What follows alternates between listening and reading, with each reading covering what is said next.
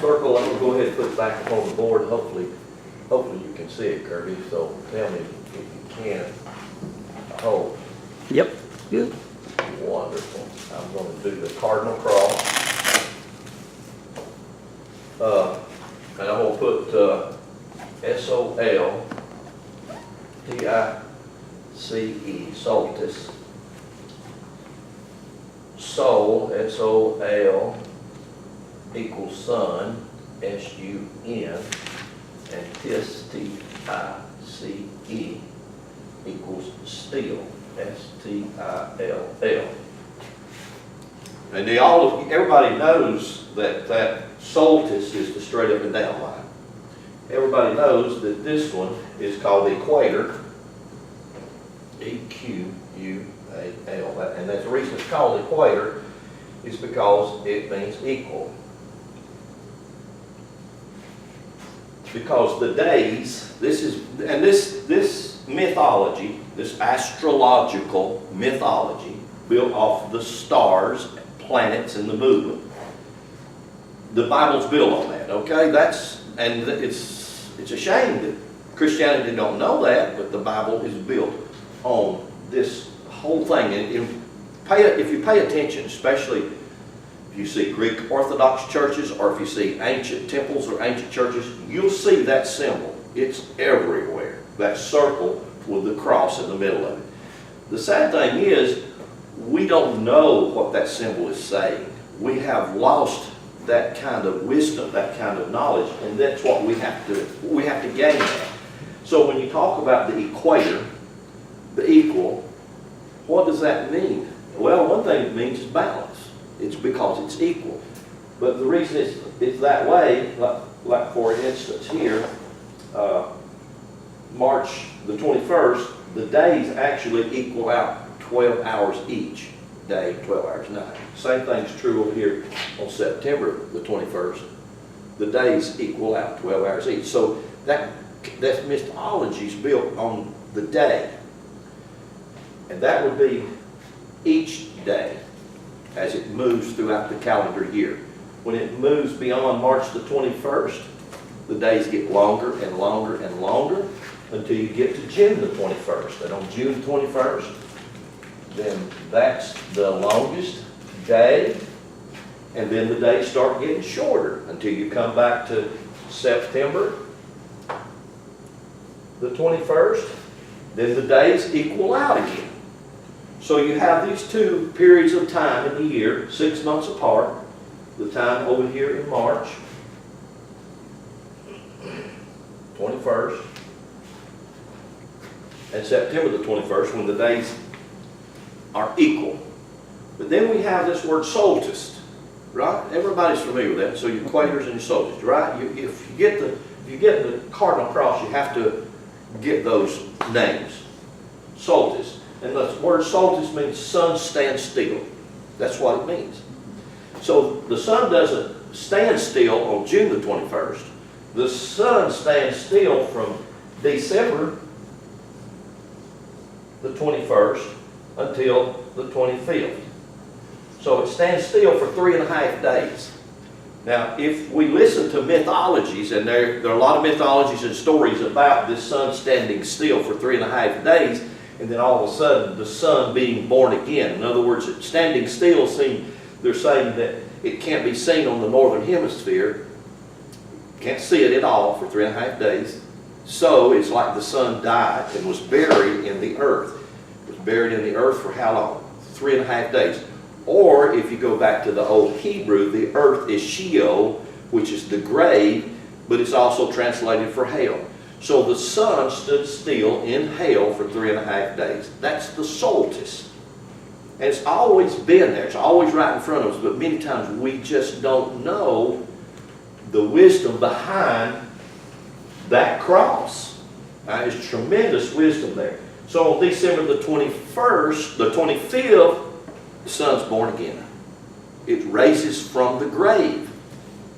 I mean, I don't see why anybody, Christian or non-Christian, couldn't see that. And also, I don't even have to say anything for them to draw conclusions or to at least think or draw ideas. Could the story of Jesus be built off this kind of mythology of the solstice? And I would say, of course it is.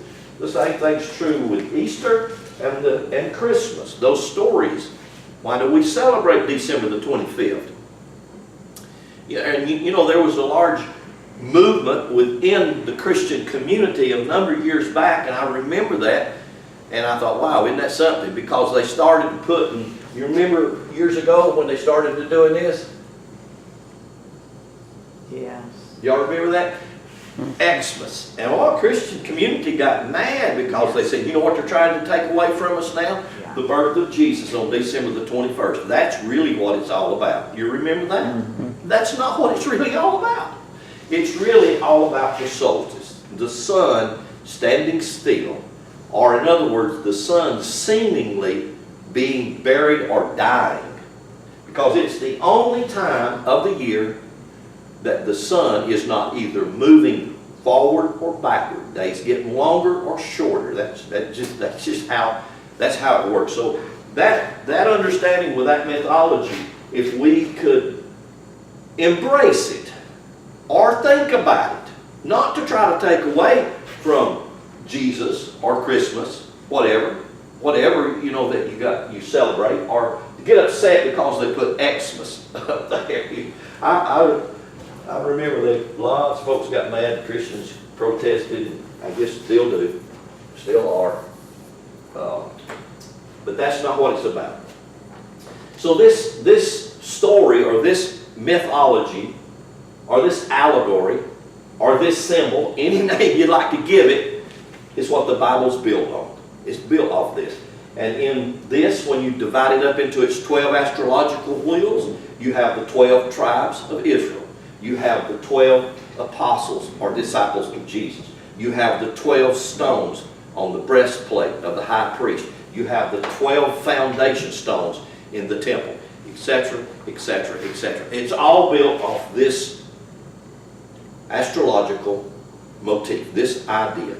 So why would we reject this idea? And I can tell you one of the reasons why, because we have had preachers and supposedly theologians down through the years that tell us that this was a demonic or a devilish type of thing. Don't pay no attention to astrology. That if you have someone read your astrological chart, they are of the devil.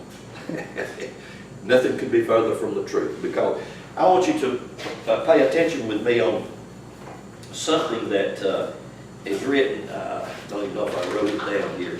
I didn't write it down. But if you would open your Bible to Matthew, and let's just look at a passage. I want you to see this passage right here.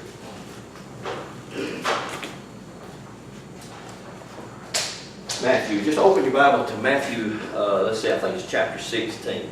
Yeah, Matthew 16. And I want to put this up on the board. You have three mothers. I did this last week in closing. You have three mothers. You have 7 doubles. And you have 12 elementals. Okay, and we've spent quite some time on the 3 mothers. And we always talk about the 12 elementals as the 12 astrological signs. And we've talked some about the 7 doubles. So when you add those together, you have the 22 glyphs of the Hebrew alphabet. And that's where this story builds on these. So in the 3, in the 7, and in the 12, you find them all in this one circle. And this one circle represents all that there is. It represents everything. It represents God. So if you just start out with nothing but a circle, you put a dot in the middle of it, they call it a monad in all ancient literature. And that monad is a symbol of what God is. What does that mean? It means just exactly what Paul said. God is all and in all. If we embrace that. So it takes away from the ideas of God being some man somewhere out yonder in another place. That is what God is. God is all of these things. So if you find this place right here in Matthew 16, verse 24, it says, Then Jesus said unto his disciples, If any man will come after me, let him deny himself and take up his cross. Take up his cross. And you remember, we've made a lot of emphasis, and so I'm going to make some emphasis on this cross, again, on my birthday, because this, if and as we get this, I mean, we get it. In other words, we start to own it. This is my cross. And notice Jesus' emphasis on this very thing. He said, take up his cross. Verse 25 says, for whosoever will save his life shall lose it. Whosoever will lose his life for my sake shall find it. Now I'm into finding my life, my real life. And one of the places that I'm going to find my real life is in my own cross. And if you notice, that is a perfect cross, just exactly like this one. This is the day that this being May the 21st. This is the day that my father and my mother made love, and Dad released the seed that started me. And and I've talked about this and talked about this, and so I pray that we would just really, really chew on it, muse on it, think about it until you own it, until it becomes you. When Daddy released that seed, in that seed was the light, L-I-G-H-T, of God. And out of that light, L-I-G-H-T, was the life, L-I-F-E, of God that built me as a body in the womb of my mama. I mean, that is profound. That's phenomenal. And so that came via the soul/spirit. Now, why would I say that? Because the soul is the information. The soul contains information. So the soul is that which is a designation for dimensional realities, because the soul has the ability in a dimensional reality to sense it, smell it, feel it, taste it, touch it. That's what the soul's ability is. Whereas the spirit is neutral but all-powerful. Chew on that a little bit. In other words, the spirit's not smelling it, tasting it, touching it, feeling it, and seeing it. The only way the spirit can do that is through the soul, and the only way the soul can do that is through the body. So how does God see, smell, feel, taste, touch, hear, etc., this dimension through your eyes, through your body, through you? He does it via the soul/spirit. But when your mom pushes you out of the womb, like this is my birthday right here, February the 19th. And so I can take these 2 days, March the 21st, knowing that's when Dad released his seed, count 40 weeks of gestation. That's what I did. Boom, February the 19th, I'm born. So God built me inside that 9-month period. But what happens is God included all 12 of these signs on a daily basis to build my physical body so that I have all and in all. So I'm not lacking in anything. And this is another reason why you'll find many attributes of yourself in other signs other than the ones you have. And that's kind of confusing to most people because we're not versed in astrology. We're not versed in this kind of wisdom. But we're getting there. We want to get there. I do. I know I do. I am on a quest to try to learn as much about that as I can, and I find it in this book. I find it searching through the scriptures to see what the scriptures are saying and what they're talking about. Now, I read a little statement right here from Alvin Boyd Kuhn last week in closing, which I wanted to read this statement to you. It's incubation of spirit in the womb of matter is then the law of nature. You think incubation of spirit, and that's what I'm talking about. When I talked about Daddy releasing his seed, the spirit and the soul were a part of that seed. And that's not just a matter thing. That seed is life and light by the spirit soul. And the incubation of it is, and here's what he said, that is the law of nature. So in that law of nature, everything that lives on this planet lives based off that principle. Seed, soul, and spirit. Then I want to read something else that he wrote here in just a minute, but I want you to see the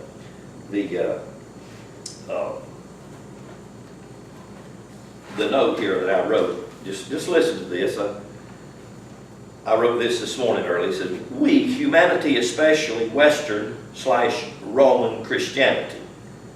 And I emphasize that because when we look at the whole continent of Europe, the whole nation from the west all the way over to the east to China, we incorporate that whole block of property, or whatever you call it, geography. China obviously is called the East, and then Europe is obviously called the West, right? And so when you come under Europe, you have Italy, where you come down to Rome, Greece, etc., right? All of that is called the West.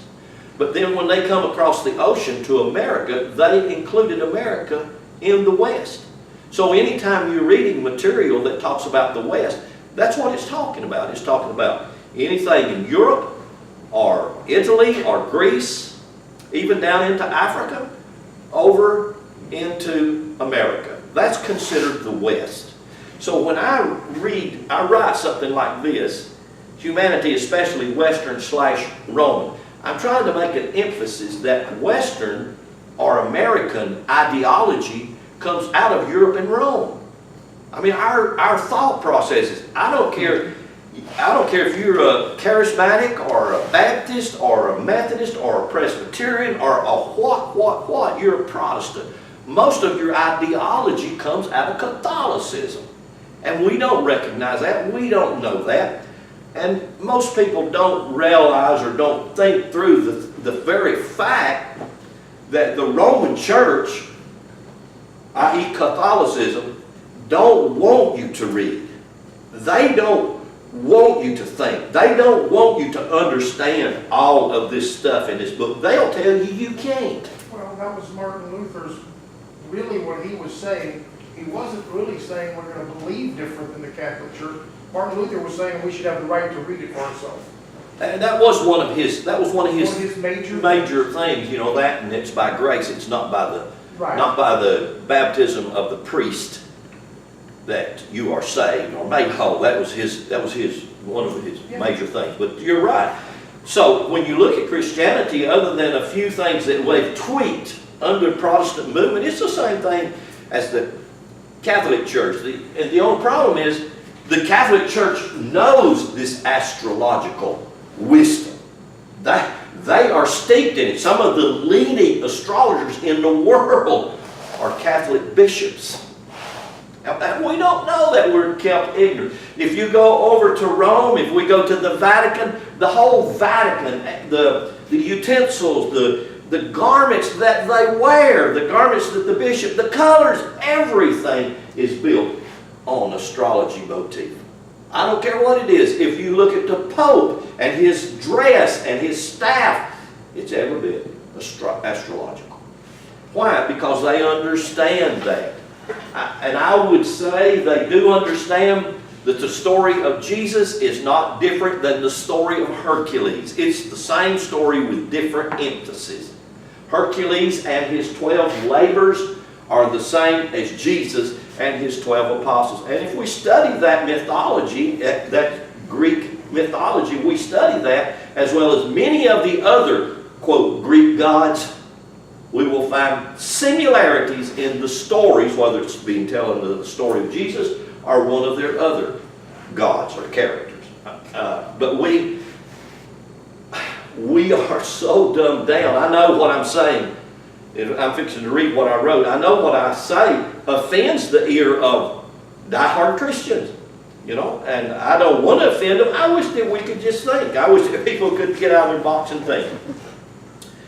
So and I say we, here's what I put in parentheses, humanity and especially Western Roman Christianity, whether it be Catholic or Protestant, we have been so deceived by the translations of the Western Church, especially the King James Version of the Bible. Most likely more than 80% of the Western Roman Church would be offended by that very statement that I just made right there. And that is, we have been deceived by the translation that you hold in your lap that you call the Bible. Because this book has been twisted, added to, taken away, manipulated, corrupted. It's almost ridiculous unless you are really open-minded and you're really willing to dig and do enough research to find the truth that's still hid in it, it is a compilation of such confusion, hardly anybody can read it and not get confused. And that's the truth. And you know that, because everybody say, yeah, well, that's what you get. That's your interpretation. Well, I only look in it to see what's the principles it's built off of. And I'm reading the story of Jesus, and I'm reading in Matthew, Mark, Luke, and John, and I realize they have added so much to it. They've taken out so much. I mean, you know, I told a guy here a few weeks ago, I said, why don't you get Bart Ehrman's book? This is done by a very leading scholar that lives at this day and time right now. He's been the chair over at Chapel Hill, North Carolina, on history and religion for like 30-something years. A professor, a well-noted, well-written, written probably 20 or 30 more books. I said, get his book on the orthodox corruption of Christianity, or Scripture, the orthodox corruption of Scripture. I said, just get that book, read it, and don't just believe it, read it, and then do the research yourself. Prove him wrong. And you can't, because what he says, it's there. How they've added so much to these stories. I'll point out a few things as I go through, but that doesn't bother me. I realize there are nuggets of gold hidden here, and I'm looking for the gold. I'm not looking for all the dirt that I've got to move out of the way. In other words, I'm not worried about the additions or the deletions. There's still gold hid in there. There's still truth, and that's what Proverbs tells us. But it doesn't just fall on you like a ripe apple off a tree, and that's what people want. We live in a society that's basically lazy and don't want to do anything. They want to know, they want to be prosperous, they want to be healthy, want to do all of this, but I don't want to do nothing to get there. And I'll be damned if I'm going to come down to church on Sunday morning and sit there for an hour and listen to a preacher say this, that, and the other. I'm just going to plunder through my life and get by the best I can. And that's exactly what you're going to do. That's what we do. You know, it's like I said, you know, if you want to go down and get a degree in something, I don't care who you are, if you want to get a degree in anything, if you want to get a degree in nursing, you can't just go back and forth to work and say, I'm going to get a degree in nursing. You're going to have to go to college, you're going to have to study, you're going to have to apply yourself for 2, 4, 6 years, just depending on how extensive you want that degree to be. You're going to have to apply yourself 6 or 8 hours a day, 5 days a week, for at least 9 months a year, depending on how long you want that to go, so that you can accomplish it. If you would like to get an automotive degree in automotives today, you realize today, right now, an automotive technician, he can get a 6-year degree in automotive, and he can make as much money as a doctor working for Mercedes-Benz or BMW, or he's going to come to that point working for Lincoln or Cadillac. Why? Because the technology that's in those things, that's involved in those vehicles that we're driving today, the technology's poured into it, and you're not going to just go under a shade tree and learn that. You have to apply yourself. Well, this book is probably the most extensive technology of the physical body that could ever have been put in print. But it's never been approached like that I know of, and it should be approached simply because it is a book about the temple that God builds without a hammer and a saw in the womb of a woman. It's the most phenomenal, analogical, biological, physical book that we've got, and all we have been taught to do is take it literally and historically, and therefore miss the mark completely. Whew. Passionate about that because my heart is for all of us, for all of them that are a part of us here, but they're not here, and my heart goes out to all of them, including my children, my grandkids, and everybody that I know, because I know this does not come to you and knock on your door. This information, this wisdom doesn't just fall on you. It comes out of diligent research or diligently searching. What are we searching? You're not trying to search and find what I found out. You're searching to find out yourself. This is what this take up your cross is. What did Jesus mean when you take up your own cross? He said, find out about yourself. Find out all this information about yourself. And then you might as well go ahead and roll up your sleeves and start digging. Find out how we are wired to think the way that we think. Just like Jamie was saying. I mean, you find out how or why I feel or think or do. It's like, I mean, I don't hardly know food I don't like, so they're all kosher for me. But today, you know, like turnip greens. I grew up eating turnip greens, but you don't have a lot of kids that eat turnip greens anymore that I know of. I mean, back when I was little, you had Popeye the Sailor Man, so it wasn't hard to eat spinach because it's going to make you strong, you know, and you're going to catch up with, what was her name? Olive oil. So you gotta eat your spinach or you ain't going to get no olive oil. So we need that to come back, don't we? We really do, so that we can start to eat healthy again. So anyway, that statement, when I talk about this book being manipulated and being twisted and being taken from and added to, I can hear the Christian preachers. I can hear the deacons. I can hear the Sunday school teachers throwing tomfoolery or Lynn is crazy. That book is holy and every word is inspired by God and da-da-da-da-da. And they'll quote you out of the book of Revelation and don't even know where in the book of Revelation that it says that. And not even knowing that what it said in the book of Revelation was only applying itself to the book of Revelation that also has been manipulated and added to. And golly bug, isn't it so? Wow. And so I call it ignorance that's gone to seed. And the ignorance that went to seed with a passion. So it's really passionate about its ignorance. I've been the same way, been in that same place. Now, you know, you show me something that if I can't see it, I can't grasp it, I'm not going to say it's wrong. I'm not going to say I don't believe it. I'm not going to say anything like that. I'm going to dig and research. I'm going to try to find out. I want to know. I want to know. And I say that same thing to anybody. Just show me. Most likely more than 80% of the Western Roman Church would be offended by that statement that this book has been manipulated. And you know, maybe more than that. I'm just giving a wild guess. Simply because we have believed the stories we have been told without asking any questions, such as a snake at one time talked. That's funny, ain't it? I mean, it should be funny, because snakes don't talk, never intended to be taught, and never have talked. We believe that they did. We believe one did. Why do we believe that? Only in Christianity, whether it be Western, Roman, or whether it be Protestant, American, we believe that one snake talked, don't we? Even though there's not anything about a snake talking in Genesis chapter 3. But we believe it. We believe there's a snake there talking, and there's not. Doesn't even talk about a snake talking. You say, oh, but Brother Lynn, the serpent. I said, all you got to do is go back and look up the word. Anybody can do it. Look up the Hebrew word, nachesh. And it doesn't mean snake. The Hebrew word for snake is sa'ir. But yet when it says serpent, automatically we're going to associate that as the serpent. Well, do you not know that this astrological wheel is the serpent? Most people don't know that. But if you look, you can Google this on, you can pull it up on your phone, your iPhone. You can look at what do you call it? It's not the aurora borealis. That's up in, it's the aurora.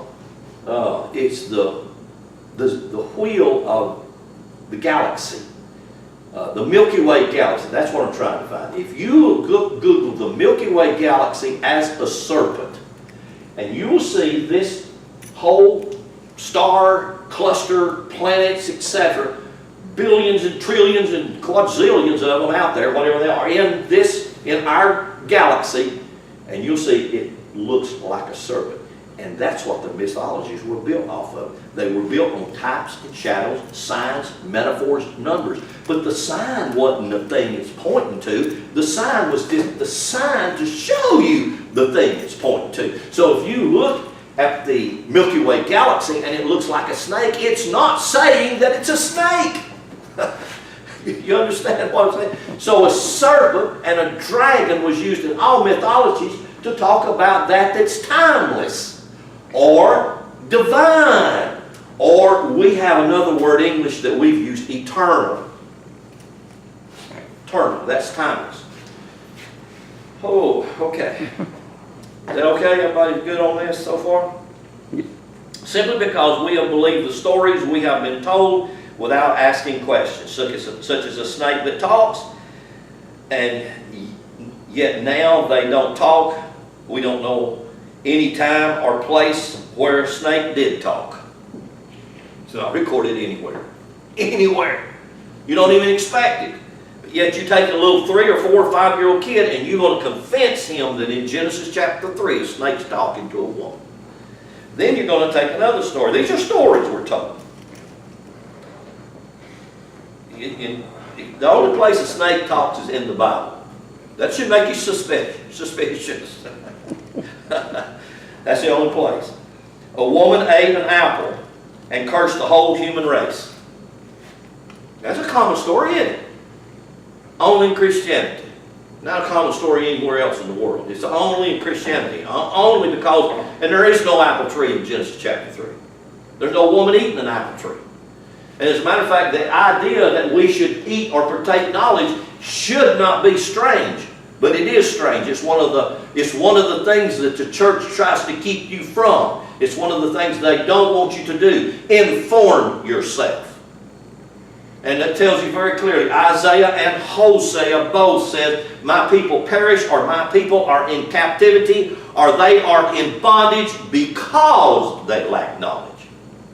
They don't know who they are. They haven't been taught to take up their cross. If you start to study just to taking up your cross, you're going to wind up studying the Bible. Because in your cross, you're going to find a Jonah, you're going to find a Noah, you're going to find a Moses, you're going to find a David. You're going to find all of these characters because these characters are drawn off of astrological motifs. And the more you start to study that, the more you start to see that, you begin to see, oh, these characters are about different facets, different organs, different things I do or I don't do in my life. Wow. So you find a woman who ate an apple and cursed the whole human race. That's what we're told, right?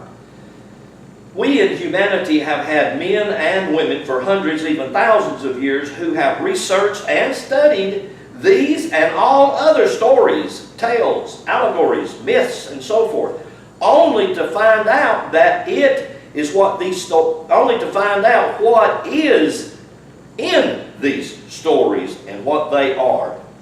They are fabulous stories told about humankind and its relationship to its Creator.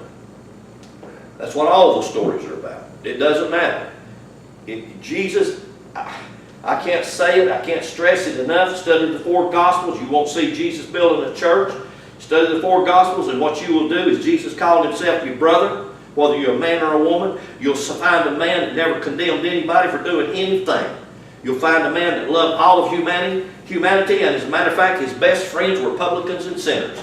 You won't find a man who was religious. You won't find a man who did things that religion does. You'll find a man that was against, if anything, that. The only people that Jesus ridiculed and condemned were the religious professors and leaders of his day and time. And he said, you know the keys, and you have the keys, but you ain't going to give them to those people. Well, we have the same problem today. We have preachers standing in pulpits right now across this land speaking to millions of people this morning. Have they already dismissed? It's 28 after 12. They've already dismissed and gone to fight over the dinner. But we have these preachers who have not done their research. They can have a degree. You just don't have a clue at how many doctors, DDs, doctors of divinity, that I have talked to that don't know, come here from Sikkim, about Greek or Hebrew, haven't really studied. All they've studied is Christian beliefs. They were taught those beliefs. They were told to believe these things. They didn't find it by searching the Scripture. It's amazing how that we have, and we have this today, filling our churches with these men of God. Well, an example that I saw, a friend of mine who I've talked about before, that has kind of been on the same journey as me, that actually was a dean of students at one of the Assembly of God colleges years and years ago. He posted this. In the King James Version, we only see the word leader, I think it was 9 times. But yet you see the word servant over 700 times. And his question was, why do we don't have all these leadership conferences? But think about that on That sounds like something that John Wimber would say. That sounds like something, I took John Wimber's, I took a course from John Wimber right early on in my ministry, and it was a phenomenal course because John Wimber was way out of the box. He was the father, he birthed the whole movement called the Vineyard, and the Vineyard has been one of the strongest relatively new Christian movements since probably the Baptist movement back in the middle, late 1700s. The Baptist church is not very old. Most people think it goes back to John the Baptist. It's only about 150-year-old. That movement started out as Anabaptist about 150 to 200 years ago. But prior to that, there was no Baptist church. There were no Baptists, other than just people call themselves because they're baptized. I can speak Vineyard from experience before I came home to Right, church. yeah. I remember That's you. where I went, Right. to the Vineyard in And Chapel. back at that time, I come real close to joining this church with John Wimber and the Vineyard Church because there weren't hardly any out here on the East Coast. Well, they were totally. All of these, and when I make an emphasis in what I'm writing here about, we have always had hundreds of men and women who were researchers, and I admit I read a little, maybe a lot. I do. I mean, I'm addicted to it. I admit that. And I read from people 3,000 years ago up to 50 or 100 years ago that were getting these same truths that I'm getting, the same things that I'm saying. So this is not something new. There's nothing new under the sun. Ecclesiastes tells us there's not a new revelation. There's not any new thing. Everything that is has been. Ecclesiastes tells us that. So all of this information, and people say, who else preaches what you're preaching? I say, I just don't know.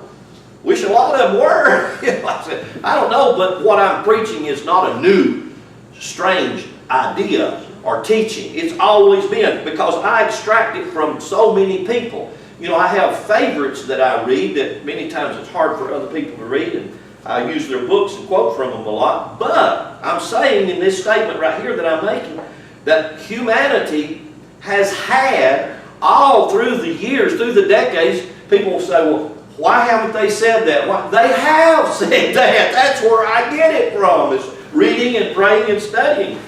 But they have told these stories. I mean, you can go into the Hindu, which is far ancient than any other traditional thing that we know of recording, as far as what they have hid in those monasteries and caves over in India. Dates back further than we don't even have an idea how to date it, because it dates back further than anything that we know. But yet they keep it pretty well locked up under key. They don't want, probably they're trying to fight the Catholic Church and the Jesuits from coming in there and getting it and stealing it like they have done. They stole all the Mayan information. They stole everything in the Alexandrian library, and there's no telling what was in the Alexandrian. They either stole it or burned it. And to me, that should be suspect. Anybody that is afraid of information and can't not disprove it, there's something wrong with the fact that they want to burn it and destroy it and get rid of it to say our information is the only true information. Isn't it amazing that that was acceptable because the Catholic Church did it? But we sit here as Americans and condemn Hitler because they were book burners? Yeah, yeah, and Hitler was a big book burner. Same Yeah. thing. So I want you to, if you will, find, and that statement that we take up your cross, Jesus is the one that said that.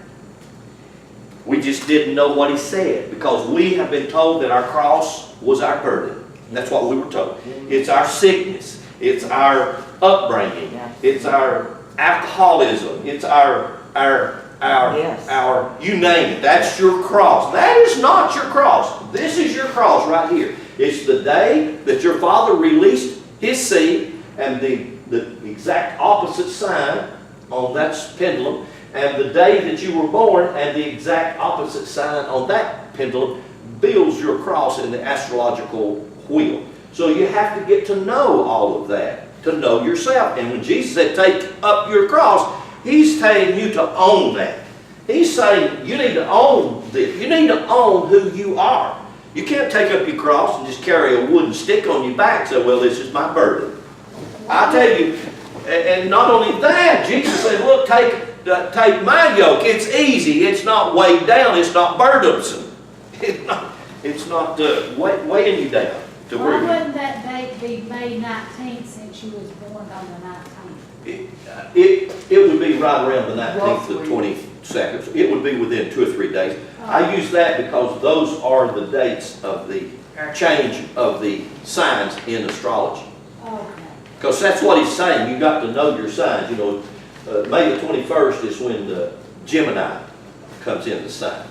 And over here on this side, April the 21st is where Taurus comes in.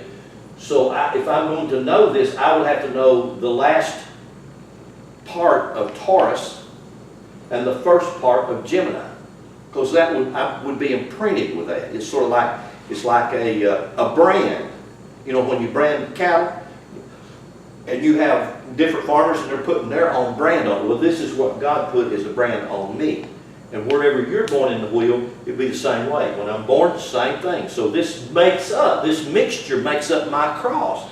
And I would say it makes up my brand. It makes up my character. It makes up my nature, my essence, my being. So mine is up there in August the 14th, so that's the opposite of you almost. I think Beverly is right in there close to you, right? Yes. But if you would be August, you're Leo then, aren't you? Yeah, you would be in the latter part of Leo. So you would carry, each sign is divided into 3 divisions, or 3 decans. And in each decan, there are tremendous meanings in each one of the decans. So like for instance, on me, I would have to know the first 3 decans in Virgo. But I would have to know the last decan in Leo, because I would take on the compilation of both of them. So I would take on some of your nature, some, it would just simply be there. Do you see that? Yes. Okay. All right, follow me over to the book of Acts real quickly. I want to show you something. Acts chapter 17. And this is a quote, and just about everybody in Christianity's heard this quote, and just about everybody in Christianity knows this quote. They may not know the meaning behind it. They may not understand what it said, who said it, especially they don't know who said it. They think that it's something that the Apostle Paul said out of study of Hebrew, or out of the fact that he was raised and was a scholar of Hebrew. But it had nothing to do with it. But if you find this, Acts 17, and look at verse 28. Okay? Everybody found it? For in him we live, we move, and we have our being. For in him, and I want to put that on the board right here, whether I put it as a capital H-I-M, him, or a small H-I-M. Okay? Either way, either or, him. Now, I already know what you think because what you've been taught. You have a name for him. But it's probably not the name. You didn't realize that this is him.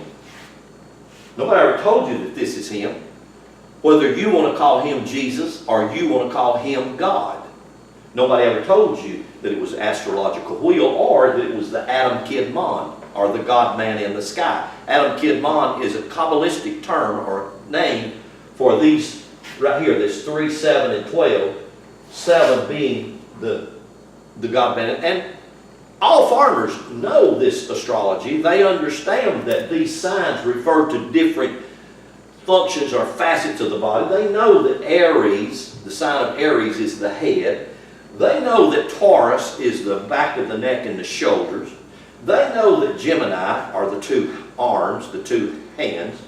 They know that Cancer is the breast, the lungs. They know that Leo, the lion, is the heart. I mean, you hear all that, and in that you'll begin to find your nature. When you go around through there and you begin to find all of these places, you'll find your strong points, you'll find your weak points. And when you find your strengths, then you can revel in those strengths. But when you find your weaknesses, you can be strong even though you're weak. Especially if we begin to own it. In other words, I begin to take up my cross and I begin to own it. When Paul made this statement, in Him we live and move and have our being, you would think he got that out of Hebrew Scriptures, and the him would be referring to Jehovah, the God of the Jews, or maybe even Elohim, the gods of the plural Elohim word, or the astrological wheel. Or, because you've been steeped in Christianity, you're thinking him is Jesus. Right? Right. Yeah, you know, that's exactly what you're saying. That's fine. I'm not against that, okay? I'm all for that. We have a statement Paul makes, for in him we live, we move, and we have our being. This statement, heard by most Christians without ever asking who made it, or where did it come from, or where did Paul get it. Have you ever asked those questions? Nobody ever asks those questions. They don't even think about that.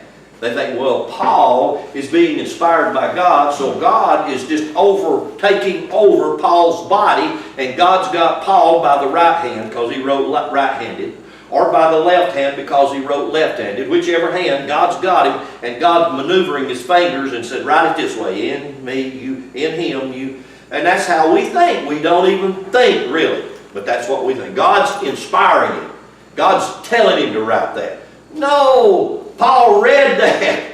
This is a statement that you can actually find in literature, and it was a Greek philosopher. It was actually recorded in Alexandria, in the library of Alexandria, in Paul's day before they burnt the library down. And that's where Paul spent most of his time studying, was in Alexandria, Egypt. And you think he was studying Hebrew? He was studying the wisdom of the world. That's why Paul is the most Gnostic writer we have in the Scriptures, and that was a hard problem that the early church had with Paul. So that's why they had to twist, manipulate, add to, and take away from his writings. But nevertheless, if it weren't for the Apostle Paul, you would not have a Christian church, period. They twisted those, they manipulated those Gospels. The Catholic Church did this on purpose. This statement is made by a Greek philosopher, and his name is Aratus. And you can actually find that out. Now, who was Aratus? Again, he was a Greek philosopher. Did he know Jesus? Of course he didn't. He'd never heard of Jesus, way before Jesus' time. We're going on back, further back, hundreds, even thousands of years, to see what this philosopher was talking about. Philosophy is the love of wisdom. And wisdom is found in the stars in the sky. That's where, and an understanding comes from that as a result of knowledge, searching, and studying. So, when Paul made that statement, he was not, but I want to talk about him, if you will. If you'll let me talk about him for just a little bit. Let's go to John's Gospel, chapter 1, and let's see who him is. I think we can see it. Even though, again, we can argue with it, that's fine. John chapter 1, verse 1, it says, in the beginning, and I go through here and I'll add to or take away myself. But you think about it, that's all I want you to do. In the beginning, that's the Greek word arche, or archeon, which means first place, first principles. That's what it means. First place or first principles is, that says word, but should be is, the Word. Now, that's the first principle. If you can hear this, that's the Logos. What is the Logos? Well, this is the Logos, the astrological wheel. Logos just simply means word. What does word mean? Seed. Well, did everything God, Him, built, did it do it by word or seed? Yes, absolutely. It spoke it. And what does that mean? It sent forth vibrational energy. And however that energy was moving, if that energy was moving like this, or like this, or like this, or however that energy was moving, I can guarantee you that it was moving on at least 7, most likely 12 dimensions of reality. And that's exactly why you have 7 tones in the musical scale, and that's exactly why you have 7 colors in the musical scale. It's why? It's because word was going forth, word was energy, word, logos, was, just like it says it right here. Let's just read it right here. In the beginning is the Word. That's the first principle. The Word is with God, and the Word is God. It says here the Word was God, but you follow what I'm saying? Is the Word was, or is the Word is? Yes. It is God. It is God. The Word is God. Now, so what is the subject we're drawing from here in this verse, in this 2 verses? What's the subject? Wouldn't it be the Word / God? Would the Word be God? Would God be the Word? Yes. I mean, come on, we can say, okay, God, G-O-D, / Word, W-O-R-D. Same thing. That would be that vibration, those vibrations. That would be the seed. That would be, everything's built from that. So another thing, now I want you to watch this. Watch what they do with this. Verse 2, the same was, I translate that to is, the same is the beginning with God. Verse 3, now pay attention to this. All things were made by Him. Him who? Word. The subject of verse 1 and 2. Him. So Him is God. Now, does the story of Jesus about Him, Jesus, or about God? What's the story of Jesus about? It's about God. Yeah. I mean, that's all he said. He said, it's not me doing it. It's not Him doing it. Who did He say is doing it? He said, God. The Father, that's doing it. He said, if you're going to pray, do it like this. Don't pray to me. Don't pray Jesus, Jesus, Jesus. He said, our Father which art. He's going right back to Him, God. You see what I'm saying? And so watch this. So if I realize the hymns, all of the hymns that we begin to talk, as you read this and you just keep going down through here in it, it just says Him, in Him, Him this, Him that, Him that. He was the light, He did this, He did that. It's always referring to God. It's always referring to the Word. It's not referring to Jesus. And yet we have been told and told and told every time we read Him, we read Jesus. You go over into Acts just like Paul was saying over there. In Him we live. We read Jesus. He wasn't referring to that. It's referring to this energy, this wheel, this astrological movement of light, life, and love. And that's who we are. That's who we are. Now, that's who we are potentially. Sad to say, because we have not grasped who we are potentially, we have let our non-potential reality take over us and control us and run our lives. What do I mean non-potential? I mean our carnal, physical, fleshly, egoic self. I'm as guilty as anybody else is. I stand before Him guilty. But Him is always referring to God. Word. Okay? Come down to verse 12. But as many as receive Him, again, who are we talking about? We're talking about God and Word. And you can go through the whole book just like this. But you've got to stay true to the introduction, because the introduction lays the foundation for the book. But if you get off of that, then you get off the very path of what that is what it's referring to. Okay, go with me to Romans chapter 8. I'm going to quit right here in this passage in Romans 8. This is where over the last 25 years they walked out in droves. Most people walked out.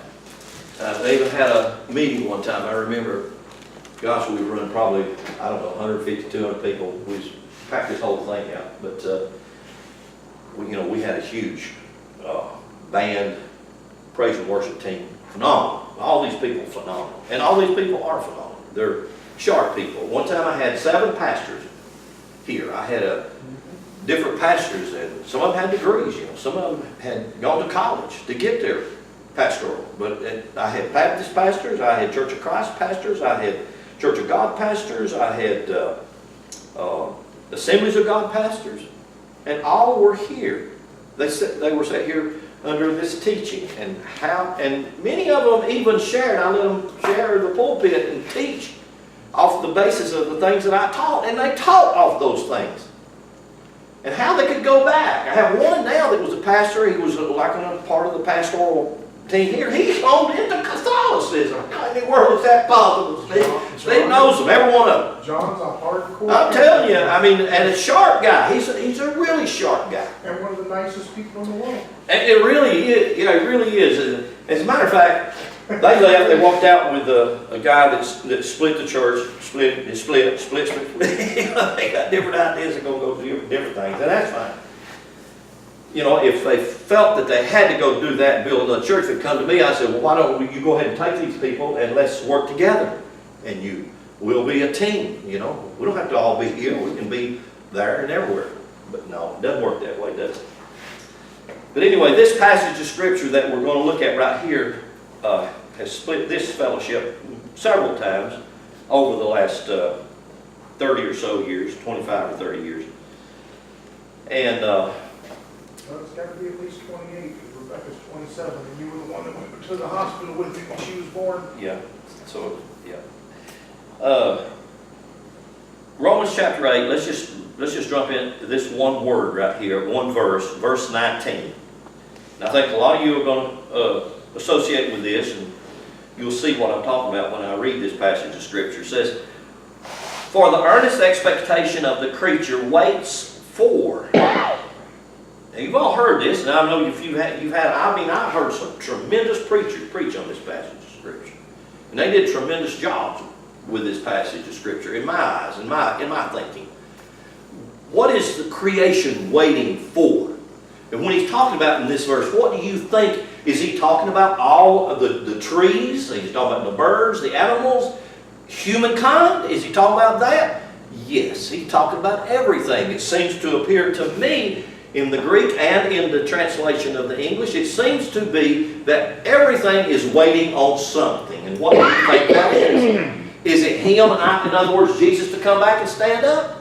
No. Look what it says that it's waiting for. "For the earnest expectation of the creature waiteth for the manifestation of the sons of God."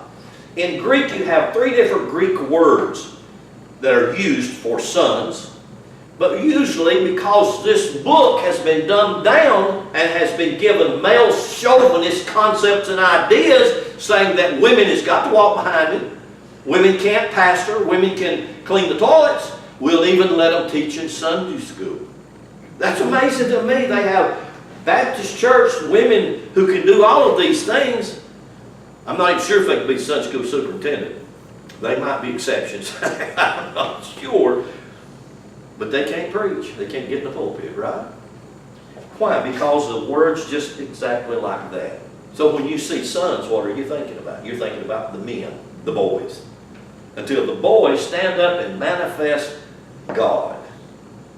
Until they do that, everything's going to be waiting. Everything hung on this whole passage of Scripture. So the reason they all left years ago, they come to me and they said, "Lynn, we love what you preach. We enjoy it, but we think you're talking about the manifestation of the sons of God," because there was a big movement 30 years ago about the manifest sons of God. And because of that big movement, they thought that I was secretly going down to south middle Georgia and going to their camp down there and then coming up here and preaching the manifest sons of God. They just couldn't catch me. They accused me, and they thought that. And I said, you know, it's a strange thing that you're accusing me of teaching some of the things of Bill Britton, and I don't know the man, I've never met the man, and I've never even heard a tape or heard him preach or teach or do anything, and yet you're claiming that I'm teaching what Bill Britton's teaching. I said, well, thank you, that honors me, because I know some people that think that he's caps me off. He is a man of God. So I appreciate you accusing me of that, but that's not true. I said, what I preach, I study, and I research, and I find. It's not because I went down there and heard a preacher preach it, and I was preaching it because a preacher preached it. There's nothing that you'll hear me say that I found a preacher preached it. I've studied it and researched it and dug it out. That's where I get it. So they formed a committee, got together, invited me and Connie over to the house for supper. Just me and Connie, a little sweet sit-down meal, talk about the praise and worship, hallelujah, glory to God. I went over there, and lo and behold, there's 30 cars in the parking lot. And I said, wow, this looks like just not a party for you and me. Wow, there's this one, there's his, there's her, wow, looks like this must be the leadership of the church. I think the deacons are here, all the associate pastors. Looks like the whole praise and worship team must be here. They were. Now, there was a certain few of They us were. that didn't invite. So there you go. Now let me do something with you. Him is Word, Him is God. Can Him be this? Can Him be mine? Yes, yes. So I could put it this way. I could actually read this passage of Scripture and say, for the earnest expectation of the creature waiteth for the manifestation of the weos. That's the Greek word that's translated here. You know what weos means? It means a child. So it doesn't matter if the child is a male or a female. It's not, gender is not a part of this word. It hadn't got anything to do with gender. Not sons as versus daughters. It just simply means weos. It means a child, or it means an heir, or it means one who is in kinship. So that's what that word is referring to. He's the child of mind. I'm just going to say mind right there for God. And then go with me to one passage I lied to you. I'm going to get you to look at one other passage with me. The child of mind, Philippians. Go with me to Philippians chapter 2.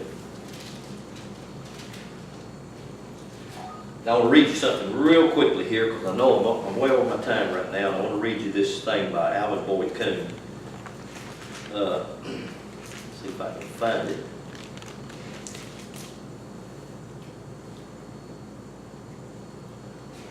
Didn't write that on that page.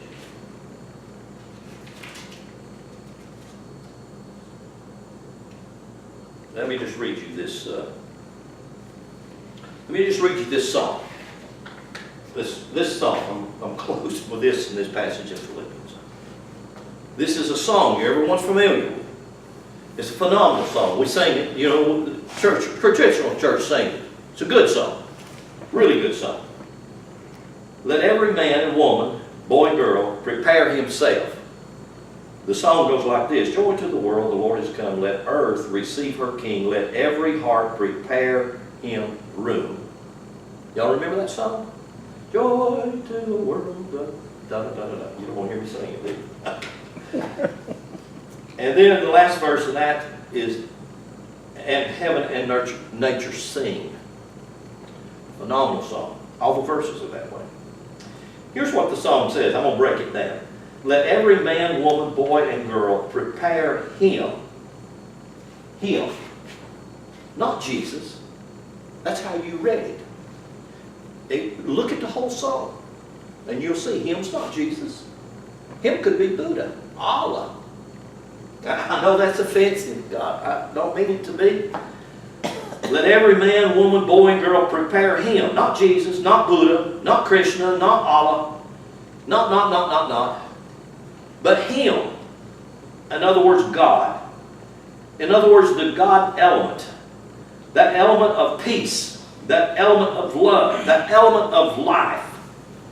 That every man and woman equally would prepare him room. We have too many religious ideologies that divide rather than unite us. And that's sad to say, but that happens across the board. Now let me read you something here that Alvin Boyd Kuhn wrote. Read this and close. The import of the first two lines we have already read delineated. The significance of the truth in the third line is of such weight and scope that it may well hold in its meaning the future fate, F-A-T-E, of Christianity. For it hints at the central truth of all dogma, that the Christ is an element in the psychological constitution of every son of man, woman, boy, or girl, and not an individual figure in history. Each evolved animal, human, standing at the threshold of the human ordination, was to receive a divine guest to share life with him under the same fleshly roof, in the same physical tabernacle. And his adoption of this guest as an integral element of his own nature was to humanize him first and divinize him second. That divinizing him second is your and my work. That's me taking up my cross. It's inside me. It's a part of me. It's God. It's Him. It's Word. It's mine. That's why Paul wrote this right here in Philippians chapter 2. Let's just read the whole thing, verse 1. If there be therefore any consolation in Christ, if any comfort of love, if any fellowship of spirit, if any bowels of and mercy, fulfill ye my joy, that you may be like-minded, having the same love, one according to one mind. Verse 5. Let this mind be in you. This right here, the same thing that Paul said in Romans chapter 8, the mind of God. Of course it says Christ, then they added Jesus to it, in the church did in the translations. Then they added but Christ was preached 300 years before the story of Jesus was born. But that's another story. Okay. Okay.